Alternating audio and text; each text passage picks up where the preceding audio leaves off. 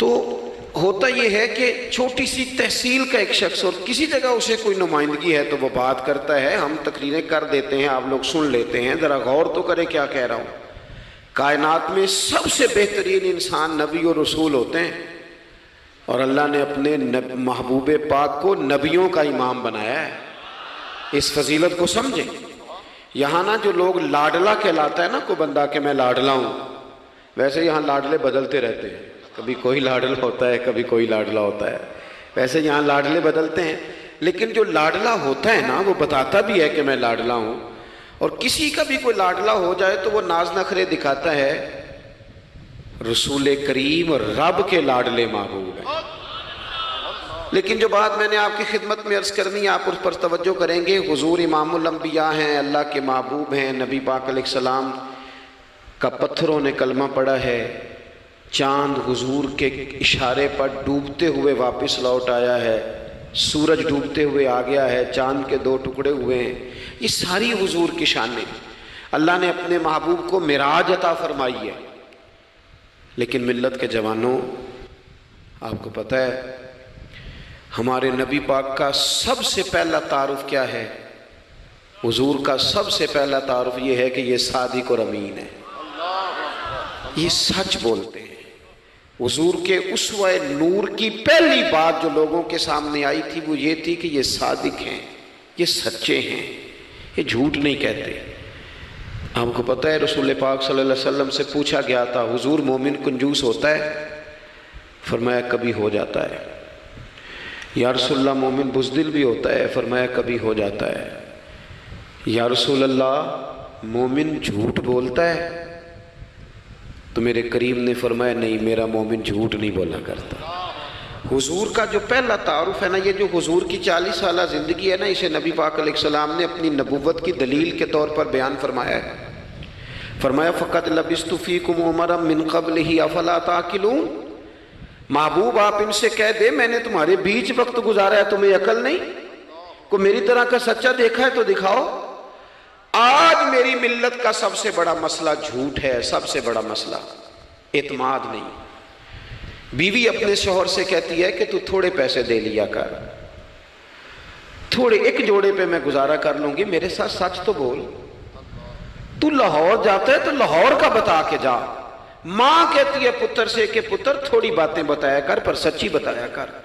قوم کا اعتماد اٹھ گیا سیاستدانوں سے، تم نے لمبے چوڑے وعدے کیے، تم نے بڑی باتیں سنائی۔ تم دیکھیں نا، آپ کی توجہ اگر ہو تو میں ایک حوالہ اس طرح کا بھی عرض کروں آپ کی خدمت میں۔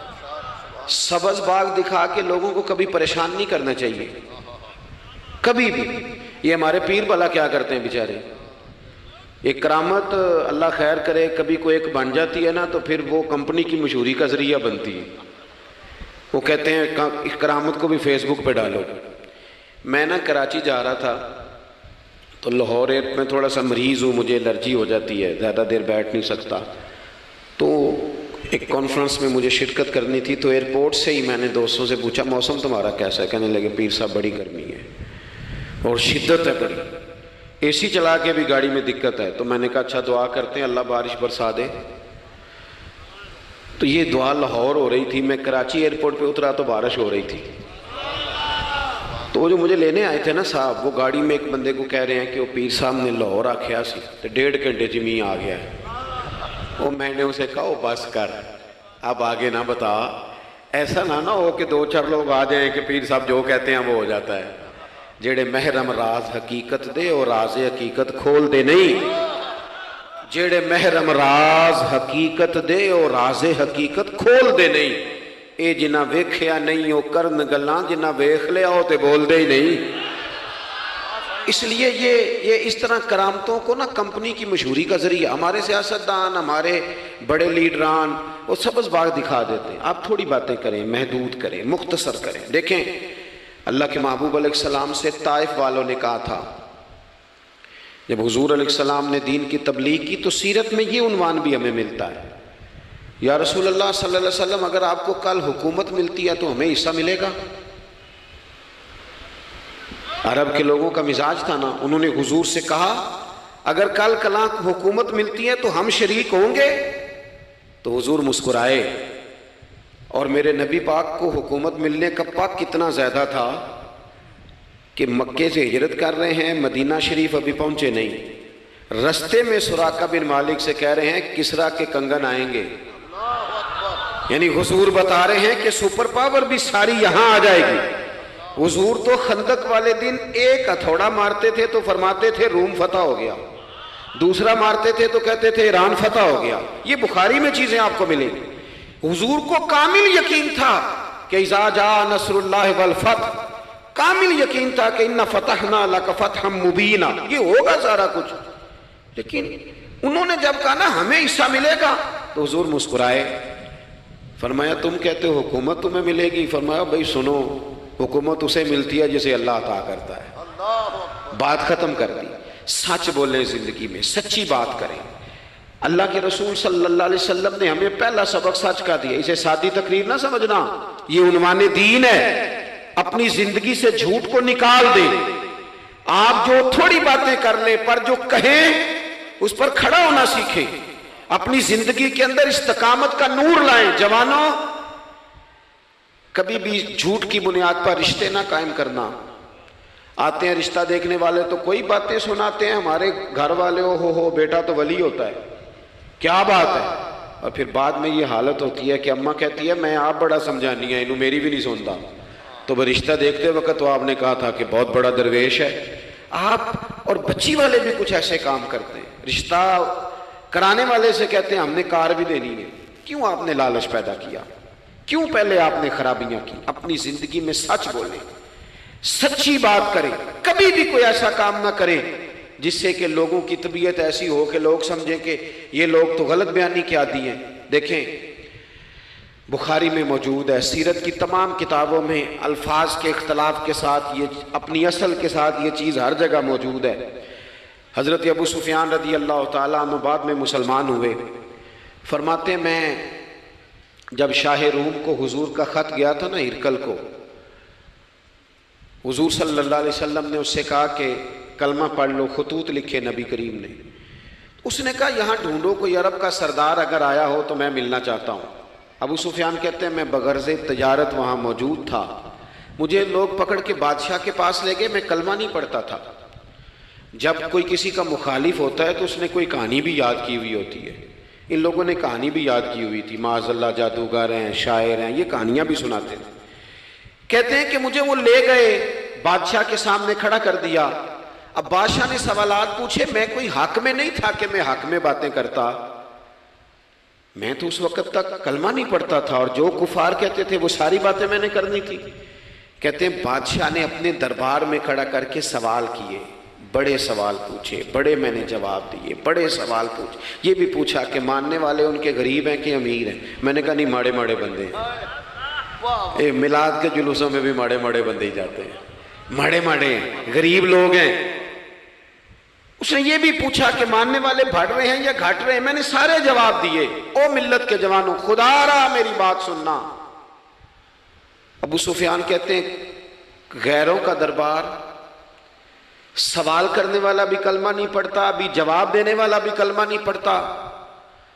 اس نے مجھ سے کہا کہ آپ نے بتایا کہ آپ رشتے میں چچا ہوتے ہیں، یہ بتاؤ وہ جنہوں نے اعلان نبوت کیا ہے کیا کبھی انہوں نے جھوٹ بھی بولا ہے؟ آج لوگوں نے نام نہیں بدل دیا جھوٹ کا، کچھ نے بہانہ نام رکھ دیا جھوٹ کا، جی میں نے بہانہ کر دیا تھا۔ کچھ کہتے ہیں جی وہ تو میں نے تو بس ایسے ہی بات، وہ تو میں نے مذاق کیا تھا۔ جھوٹ کے نام نہیں بدل دیے لوگوں نے۔ ابو سفیان کہتے ہیں مجھ سے بادشاہ کھڑا کر کے پوچھنے لگا کیا کبھی انہوں نے جھوٹ بھی بولا ہے؟ ابو سفیان کہتے ہیں کہ لمحے کے لیے میرے دل میں آیا کہہ دوں کہ بولا ہے۔ پھر میں نے کہا ایک تو یہ عرب کی وفاداری کے خلاف ہے، اور دوسرا میں کہوں گا وہ جادوگر ہیں تو شاید کو ایک سیکنڈ کے لیے توجہ کرے، میں کہوں گا وہ شاعر ہیں شاید کو توجہ کرے، اور مدینے والے نے جھوٹ بولا یہ تو مانے گا ہی کوئی نہیں۔ سنو سنو، جن چیزوں کو معمولی سمجھ کے ہم نے رائج کیا وہ ہمارا وقار لے گئی، دنیا ہم پر اعتماد نہیں کرتی۔ ہم اس ملک میں بستے ہیں جہاں زلزلہ بھی آئے تو غیر ملکی امداد کرنا چاہیں تو وہ کہتے ہیں حکومتوں کے ہاتھ میں نہیں دیں گے، خود جائیں گے۔ ہمارا یہ حال ہو گیا ہے کہ قوم پر اعتماد اٹھ گیا دنیا کا. ہمیں پلٹنا ہے, ہم نے دیکھنا ہے ہمارا رویہ کیا ہے, ہمارا انداز کیا. تھوڑی کر لیں باتیں, کوئی ضروری ہے صبح شام بولنا؟ تھوڑے کر لیں باتیں, تھوڑے دعوے کر لیں, کوئی ضروری ہے؟ سنو میرے عزیز, ابو سفیان کہتے ہیں کہ اس نے کہا کبھی جھوٹ بھی بولا ہے؟ میں سوچ میں پڑ گیا. بادشاہ نے پھر دہرا کے کہا سردار چپ کر گئے ہو, میرے آخری سوال کا جواب دو, کیا کبھی اس کریم نے جھوٹ بولا ہے؟ ابو سفیان کہتے ہیں میرے ہاتھ میں چھڑی تھی, میں نے وہ زمین پر رکھی اور میں کھڑا ہو گیا. میں نے کہا سردار سن, وہ میرے رشتے میں بھتیجے ہیں, میری بڑی مخالفت ہے, میں نے ان کے خلاف جنگیں لڑی ہیں, کبھی وہ غالب آئے کبھی میں غالب آیا, آج تک میں لڑ رہا ہوں. لیکن میں ایک بات تو میں ذمہ داری سے کہتا ہوں, میں غیر نہیں ہوں, وہ میرے بھتیجے ہیں. میں نے ان کو ماں کی گود میں بھی دیکھا ہے, دادا کے کندھوں پہ بھی دیکھا ہے, چچا کے گھر میں بھی دیکھا ہے, ختیجہ کا دولہا بنے بھی دیکھا ہے, زینب سے لے کر فاطمہ تک بیٹیوں کو گود میں کھیلتے بھی دیکھا ہے, میں نے انہیں بدر اور احد میں آتے بھی دیکھا ہے. میرے سامنے پیدا ہوئے اور میرے سامنے ان کے بالوں میں سفیدی آئی.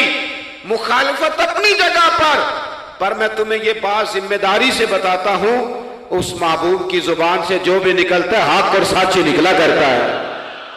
وہ اسیر دشمن کی چاہ میں بھی, مخالفوں کی نگاہ میں بھی وہ امی ہے, صادق ہے, معتبر ہے. میرا پیغمبر عظیم تر ہے, میرا پیغمبر عظیم تر ہے, میرا پیغمبر عظیم تر ہے.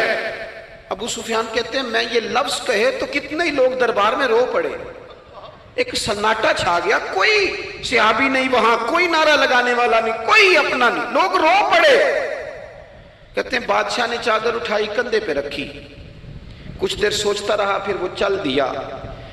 میں نے پیچھے سے آواز دی, میں نے کہا تو نے اتنے سوال پوچھے, میں نے اتنے جواب دیے, کوئی رزلٹ بھی تو بتانا کیا نکلا, نتیجہ کیا ہے؟ تو بادشاہ نے پلٹ کے میری طرف دیکھا, کہنے لگا سردار نتیجہ تو نکل آیا نا یار, جس بندے نے بندوں سے جھوٹ نہیں بولا وہ یہ جھوٹ کیوں بولے گا کہ میں اللہ کا رسول بن کے آیا. اس نے او میرے بھائی اپنی زندگی میں سچ لاؤ. خدا را ہمارے گھروں سے لے کر حکومت کے ایوانوں تک ضرورت سچ کی ہے, ضرورت سچ کی ہے. دوسری بات, اپنی زندگی میں دیانتدار ہو جائیں, چھوڑ دے سامنے والا کیا کر رہا ہے. میں اپنے اس ممبر سے دیانتدار ہوں کہ نہیں, یہ میں نے اللہ کو جواب دینا ہے. میں نے جتنی عزت سمیٹی ہے دین کے نام پہ سمیٹی ہے, میں نے اللہ کو جواب دینا ہے. ہم سارا دھیان دوسروں کا رکھنے لگ گئے. حضرت خواجہ نصیر الدین چراغ دہلوی رحمۃ اللہ علیہ سے بادشاہ نے آ کے وظیفہ پوچھا تھا, حضرت کو وظیفہ بتائے, تو خواجہ صاحب فرمانے لگے اپنا کام دیانتداری سے کر, یہی سب سے بڑا وظیفہ ہے. اپنی زندگی میں دیانتداری, امانت داری, آپ اس طرح کے ہو جائیں کہ آپ جس طرح آپ سمجھے نا کہ یہ حرام جانور ہے تو میرے منہ میں جائے گا تو مجھے الٹی آئے گی. آپ کبھی دیکھیں نا کہ حرام گوشت کوئی آپ کو بتا دے, آپ 2 لقمے آپ نے کھا بھی لیے, لطف آیا, تو کسی نے کان میں کہا یہ تو ذبح ہی نہیں ہوا تھا, بیمار تھا, تو الٹی آ جاتی ہے کہ نہیں؟ بولو, کیا آ جاتی ہے؟ انسان کا ذہن قبول کرتا ہے حرام کھانے کو. 2 کلو گوشت پہ الٹی آتی ہے تو 2 کروڑ روپے پہ کیوں نہیں آتی؟ ہمارے ایک دوست ہیں, یونیورسٹی کے لیکچرار ہیں, مجھے ایک دفعہ فرمانے لگے پیر صاحب عجیب بات ہے, ایک بندے کو نا کہیں جوتا پڑا مل گیا, بڑا قیمتی تھا پر ایک پیر تھا جوتے کا. ہماری دیانتداری کچھ اس طرح کی ہے, ایک پیر ملا, جوتا بڑا قیمتی تھا, مہنگا تھا, تو اس نے اس کا مالک ڈھونڈنا شروع, یہ کس کا ہے, یہ کس کا ہے, یہ کہ شور کر رہا ہے. لیکن تھوڑا سا آگے جا کے جوتے کا دوسرا پیر مل گیا, پر اس نے مالک ڈھونڈنا بند کر دیا.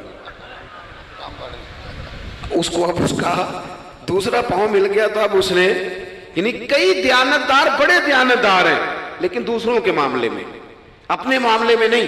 اپنی زندگی میں انصاف کریں. میں مسجد میں جمعہ پڑھاتا ہوں, میں نے ایک دن اپنے ایک مدرسے کے طالب علم سے پوچھا, بیٹا جمعرات کو میں نے پوچھا, میں نے کہا صبح جمعہ میں تقریر کیا کرنی ہے؟ کہتے میں جو فیصلہ نہیں کیتا. میں کہا تو بڑا مولوی ہے نا, میں چھوٹا, میں تو جمعہ پڑھا کے شام میں فیصلہ کر لینا بھی اگلے جمعے کی بیان کرنا ہے. کیوں؟ میں چاہتا ہوں میں ممبر سے دیانتدار رہوں, میں ایک ہفتہ تیاری کروں, میں نے قوم کو اللہ رسول کا دین بتانا ہے, میرا یہ مقصد تو نہیں ہے کہ 1 گھنٹہ مجھے ملے تو میں نے کسی طریقے سے اسے پار کرنا ہے۔ آپ اپنے کام کے ساتھ ہمیشہ دیانت کا مظاہرہ